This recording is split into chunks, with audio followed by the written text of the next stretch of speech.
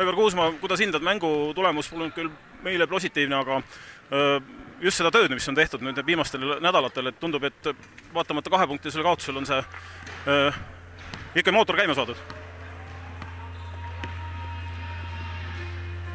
Nii ja naa, et tahaks seda mängu isegi korra üle vaadata, et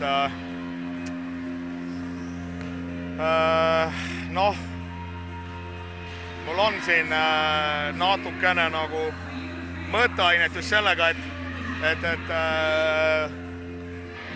playmaker, ma pean talle vabadust andma, ta ei oska mängida raamides väga palju ja samas, kui ta mängib, kahjuks ta ei jaga sellest võistkonna kaitsest midagi, et esimene poolek tuli kohutav kolin tuli tema pealt. Aga üldjoontes võistkonnal on veel umbes 6 aega, et play-offideks nagu valmis olla, et kui ütleme reaalselt vaadata, siis see 3., 4., 5. koht on, kuhu me platseerume.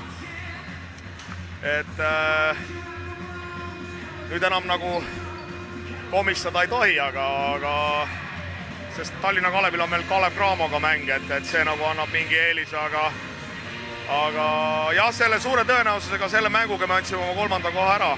No lootuseta päris ikkagi pole, pakun välja siin sulle, et kui nüüd ütleme meeskond on tõusulainel, siis võib-olla siit ikkagi midagi tuleb päris hästi välja. Oleme optimistid ikka. Ütleme nii, et kuu aega on aega ja seeria on seeria, üksikmäng on üksikmäng, et seerias sa hakkad nagu igat mängu nagu parandama ja selles mõttes tuleb edasi liikuda rahulikult, ütleme nii, et ei pea mängijad tõmblema, ei pea treenerid tõmblema, et üritame oma tööd teha ja siis kevadel on näha, mis sellest välja tuleb. Kas sul on vara võib-olla küsida, Aivar, aga ega sul on mingi eelistus ka olemas esimese play-offi ringi osas või pole vahet, kes tuleb, see tuleb, kõiki tuleb võitu, kui tahad edasi pääseda?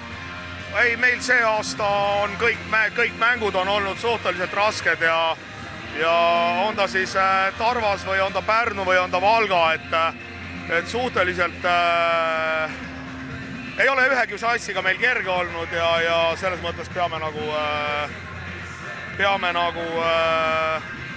ükstapuha, kes meil vastu tuleb, valmistuma meeskonna, kes vastu tuleb. Aitäh, Aivar!